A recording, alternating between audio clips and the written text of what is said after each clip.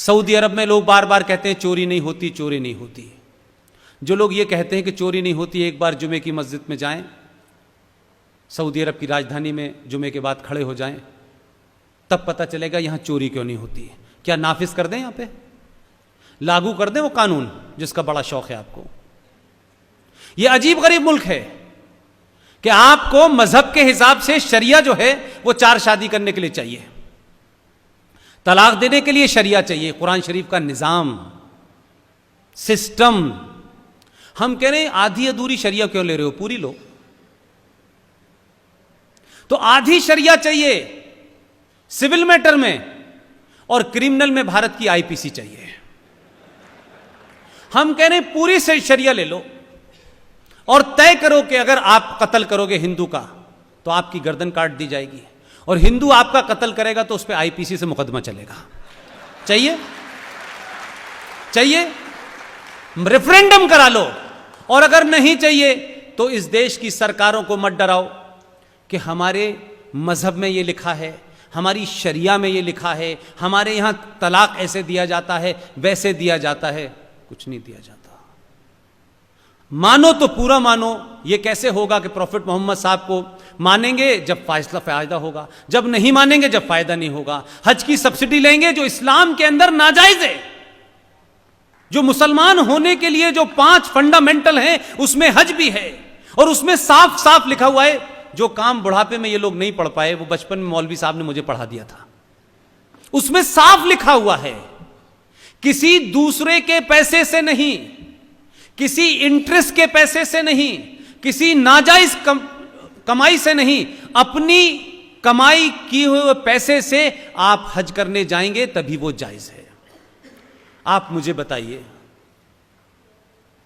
आप हिंदुओं के पैसे से हज करने जा रहे थे, आपको फल तो मिलने वाला नहीं था। काफिरों के पैसे से आप हज कर रहे थे, चाहते थे कि अल्लाह आपकी मुराद पूरी कर दे, तो मुराद तो पूरी नहीं हो रही, इसीलिए पूरी दुनिया में जलीलो ख्वार हो रहे हो तुम, क्योंकि तुम इस्लाम को मान ही नहीं रहे हो। प्रॉफिट मोहम्मद की बात छोड़िए, हजरत इब्राहिम को ख्वाब में आया कि अल्लाह ने उनसे कहा कि सबसे नजदीकी चीज मुझे तुम्हारी चाहिए। हजरत इब्राहिम ने कहा अपनी बेगम साहिबा से कि मुझे ख्वाब में अल्लाह बार बार ये कहते हैं कि सबसे नजदीकी चीज मुझे चाहिए।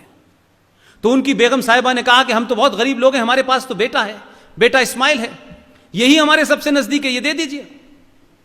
हजरत इब्राहिम अपने बेटे को लेकर अल्लाह की राह में देने चले गए। बेटे ने रास्ते में पूछा कि कहां ले जा रहे हैं अब्बा, तो उन्होंने कहा कि ऐसे ऐसे अल्लाह ने कहा है कि सबसे नजदीकी चीज मांगी है, मेरे पास तुम्हारे अलावा सबसे नजदीकी कोई चीज ही नहीं है। तो बेटे ने यह कहा कि जब आप मुझे अल्लाह के लिए कुर्बान करें तो मेरे हाथ पैर बांध दीजिए ताकि मैं किसी तरीके की आपसे जद्दोजहद न करूं। हजरत इब्राहिम उनको लेकर चले गए और एक झाड़ियों के पास पहुंचे। वहां जाकर के उन्होंने हजरत इस्माइल को रख दिया, और जब फरसा उठा के काटने लगे तो उसी बीच में एक चमत्कार हुआ कि उनका बेटा गायब हो गया, और वहां एक भेड़ सामने आ गया। तो वो जो करिश्मा था वो सिर्फ इतना ही था कि अल्लाह हजरत इब्राहिम का ये इम्तिहान लेना चाहते थे कि तुम या वाकई में मुझ पे पूरा ईमान रखते हो कि नहीं रखते हो। ऐसा नहीं होगा कि आधा शरिया चाहिए आधा नहीं चाहिए, पूरा ईमान रखा।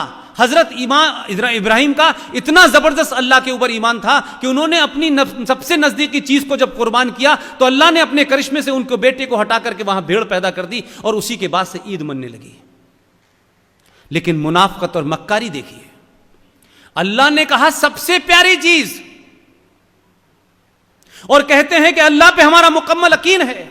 नमाज पढ़ने से अल्लाह से यकीन नहीं होता।